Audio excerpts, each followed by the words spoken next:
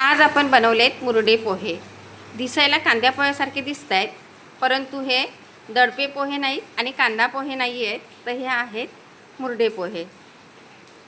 आपण पोहे घेतलेत. त्यानंतर यासाठी साहित्य आहे टॅमॅटो, कांदा, मिरची, लिंबू, कोथिंबीर. त्यानंतर फोडणीसाठी आणखीन लागेल आपल्याला. आपण कढई ठेवलेली आहे, बऱ्यापैकी गरम करून घ्यायची. कढई गरम झाले. आता यामध्ये आपण पोहे टाकायचे आहेत. पोहे आपण परतवून घ्यायचे. तर ह्या मुरडे पोहे बनवण्यासाठी आपल्याला पातळ पोहे घ्यायचे आहेत, जाड पोहे अजिबात घ्यायचे नाहीत. 1-2 मिनटं आपण ह्यांना थोडे परतवून घेऊया, कारण हे वातड झालेले आहेत म्हणून. आता हे परतवून झालेत आणि कुरकुरीत झालेत. गॅस बंद केला आहे. आता हे एका भांड्यात काढून घेते.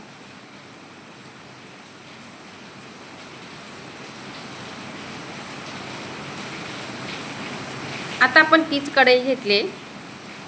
आता त्यामध्ये आपण तेल ओतून घेऊया फोडणीसाठी. आता फोडणीसाठी आपण अर्धा चमचा मोहरी आणि अर्धा चमचा जिरं घेतले. मोहरी चांगल्या फुटल्यानंतरच आपल्याला जिरं टाकायचं आहे. एक 5-6 मिरच्या तुमच्या आवडीनुसार घ्यायच्या आहेत. मिरच्या पण बघा मस्त तळून झाल्या आहेत. त्यामध्ये थोडीशी हिंग टाकायची फोडणीला. एक मोठा कांदा घेतलाय चिरून, तो टाकायचा. मऊ होईपर्यंत परतवायचा.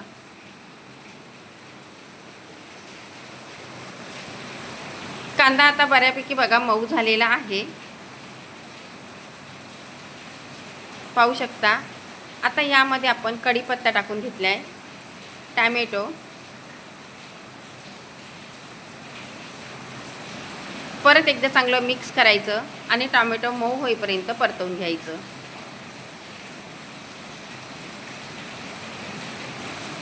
आता टोमॅटो पण चांगला मऊ झालेला आहे, पाहू शकता. मस्त असं तेल एकदम छान सुटले आजूबाजूला. आता यामध्ये आपण हळद टाकून घ्यायची आहे.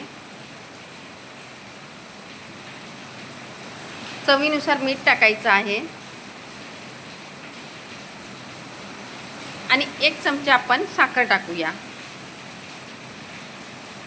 सर्व चांगलं मिक्स करून घ्यायचं.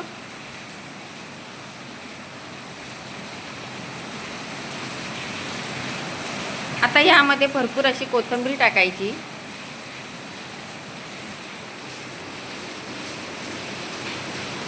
त्यानंतर ओलं खोबरं,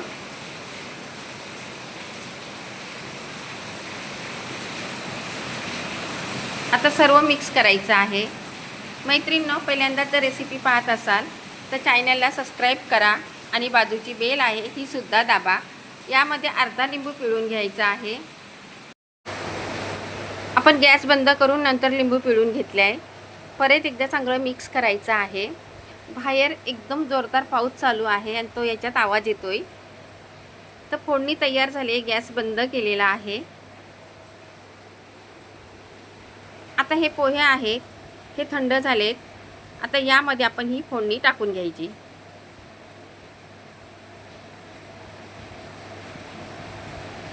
सर्व फोडणी टाकून घेतल्यानंतर यामध्ये आपल्याला मिक्स करायचे आहे. तर गरम आहे त्यामुळे मी काविलताने करते. आता हाताने करून घेते. सर्व चांगलं मिक्स करायचं हाताने, म्हणजे फोडणी सगळीकडनं व्यवस्थित लागते.